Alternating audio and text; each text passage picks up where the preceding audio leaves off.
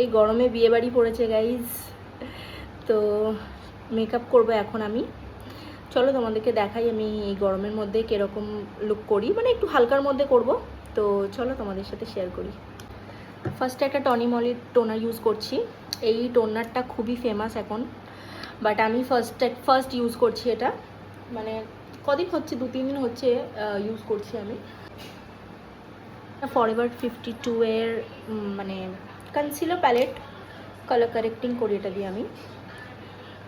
একটু হালকা জাস্ট মানে ডার্ক সার্কেলগুলো কভার করব, বিকজ অনেকটা আমার ডার্ক সার্কেল আছে।